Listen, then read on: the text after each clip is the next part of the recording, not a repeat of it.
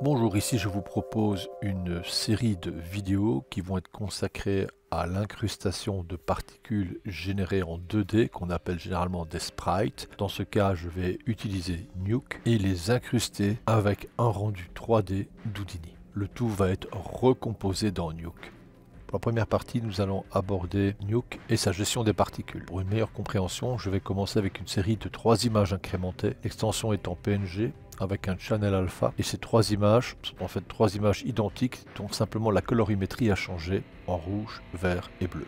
Il est évident que cette vidéo vous demande aussi d'avoir des prérequis avec le logiciel Nuke. Je vais d'abord commencer par le setting, donc je suis ici dans la vue schématique, le node graph, j'appuie sur S et je vais déterminer le format de la production qui va être en HD 720. Je vais travailler sur 100 frames.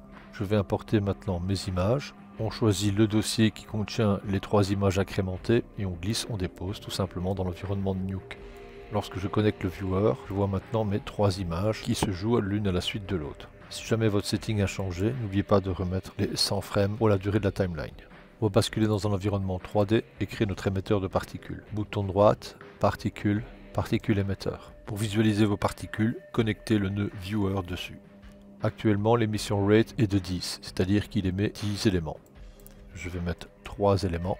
Nous voyons maintenant plus distinctement l'émission des particules. Je vais dézoomer dans la vue avec Alt bouton du milieu et avec Alt bouton de gauche, je vais descendre légèrement dans la vue 3D. Maximum lifetime, je vais réduire le nombre à 3. La taille est à 0,1, je vais mettre la taille à 1. Maintenant, je connecte particules à mes images importées. Je vois ma première particule qui est au nombre de 3. Au frame suivant, je vois la particule verte qui est au nombre de 3. Et au frame suivant, c'est-à-dire le 3, je vois toujours 3 particules, mais cette fois-ci bleues. L'émission rate étant à 3, cela signifie le nombre de particules qui vont être émises. Si je mets 1, j'aurai donc sur une durée de vie égale à 3 maximum, une seule particule de chaque couleur. Vous pouvez mélanger la sortie des particules, non pas de telle manière qu'elles respectent l'ordre des images incrémentées, mais d'une manière plutôt aléatoire. Dans ce cas-là, vous allez dans Advance, au lieu de choisir l'option In Steps, vous pouvez faire Randomize pour qu'il mélange de manière aléatoire l'ordre de lecture des particules. Vous pouvez aussi faire Constant, à ce moment-là ce sera la première qui sera utilisée constamment. On va laisser en In Steps. Dans ce cas-ci, les particules sont émises par rapport à la position de l'émetteur. Nous allons voir que dans notre travail, nous allons utiliser une géométrie 3D importée d'Houdini. On peut déjà simuler le travail en créant 3D, géométrie, et on va prendre comme cas un cube. Si je connecte l'émetteur au cube, les particules vont s'émettre en utilisant d'une manière aléatoire les points du cube. Je vais enlever l'affichage du cube tout simplement en cachant les paramètres. On voit ici la source d'émission, on voit bien que c'est les points et c'est de manière randomisée. Si vous cochez uniforme, il va s'émettre sur tous les points. Les order, ils vont s'émettre par rapport à l'ordre et la numérotation des points constituant la géométrie. Nous avons déjà vu dans plusieurs vidéos que les géométries ont un nombre de points qui est relatif à l'ordre de construction. Je vais mettre randomise, vous pouvez randomiser par rapport aux points, aux edges, aux faces ou à la boîte englobante, aussi généralement appelé l'espace objet. Dans le système de particules de Nuke, vous avez différents outils de gestion que vous retrouvez dans particules, comme par exemple particule directional force. Pour qu'elle soit prise en compte, il suffit de le connecter entre l'émetteur de particules et le viewer. Actuellement, la direction n'est contrainte à aucun axe. Si je prends l'axe Y que j'appuie sur 1, les particules vont être émises vers le haut. Je peux réduire ou augmenter cette force.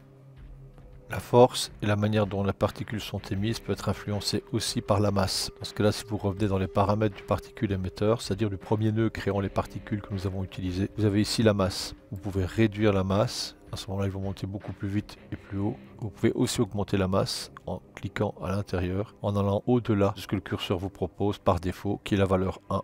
Vous pouvez réduire aussi la vélocité à la valeur 0. Si vous réduisez la vélocité à la valeur 0, c'est donc le nœud de particule direction qui prend le dessus. Vous pouvez ainsi modifier la force de la direction. Je vais prendre le viewer et afficher les images. Ce sont des images utilisant un alpha. Le voici. Néanmoins, les particules étant émises dans un environnement 3D, comme je l'ai déjà abordé dans beaucoup de vidéos, il est important que votre source ait un alpha prémultiplié. Si d'origine l'alpha n'est pas prémultiplié, vous devez cocher l'option Prémultiply dans le nœud source qui lit vos images sur le disque dur. Je vous invite à aller voir les théories sur l'alpha prémultiplié qui sont très importantes lorsque vous utilisez de l'alpha qui doit être pris en compte, surtout dans un environnement 3D. Je reviens sur le nœud l'émetteur et je vais augmenter maintenant le lifetime. Je vais mettre le lifetime à 10 et augmenter l'émission rate en le mettant aussi à 10. Dans ce cas-ci, nous savons que les particules sont un cycle de 3. Au-delà du cycle de 3, si vous voulez que toutes les émissions utilisent et randomisent vos couleurs, vous allez dans Advance et vous faites Randomize. Voyons maintenant les tailles. Pour varier les tailles, vous allez dans Size Range et vous réduisez la taille qui est à 1. Vous augmentez au-delà de la valeur limite, par exemple ici on va mettre 2, et vous allez remarquer que vous allez avoir comme ça des tailles aléatoires émises par l'émetteur de particules. Je vais me connecter directement sur l'émetteur et je fais fi donc de la valeur de direction.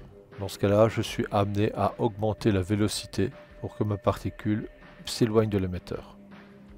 Une fois que les particules s'éloignent de votre émetteur, utilisez le spread pour avoir une variation de diffusion. Nous allons maintenant animer la position du cube. Pour animer la position du cube, souvent je crée un espace objet avec Nuke. Bouton droit 3D, Modify, Transform Geo. Le nœud Transform Geo est sélectionné, je place sur un axe à cet endroit. Le translate est une valeur de maintenant -10. Bouton droite Set Key, je me place à un autre endroit sur la timeline et je déplace ma boîte. Automatiquement l'animation est prise en compte. Je ferme le nœud de Transform Geo. Voyons maintenant que les particules suivent le déplacement de la source. Et si vous réduisez la vélocité, vous remarquez, grâce à l'animation du cube, les particules le suivent sans aucune dispersion. On peut augmenter le lifetime. Et si on réduit l'émission rate, je vais mettre par exemple 5, vous allez avoir moins de particules émises. C'est sur cette base que nous allons travailler.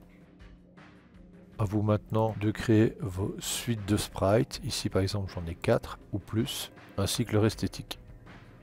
Ne pas oublier que si vous importez vos suites d'images, sur le nœud qui lit la suite d'images, cochez l'option prémultiplier si jamais vous n'avez pas prémultiplié vos sources. Il suffira tout simplement de connecter la suite d'images pour les voir suivre votre émetteur. Pour une meilleure visibilité, je vais enlever la grille. Je vais cacher tous les nœuds 3D. Vous pouvez bien sûr afficher uniquement les paramètres de l'émetteur pour découvrir encore d'autres subtilités relatives aux particules de Nuke. Si je change maintenant la série d'images, je vois maintenant d'autres types de particules. Chose intéressante qui est à noter, c'est que vos particules sont toujours perpendiculaires et parallèles à la caméra. C'est la définition même des sprites. Voici la fin de la première partie relative à la découverte des particules dans Nuke. A très bientôt.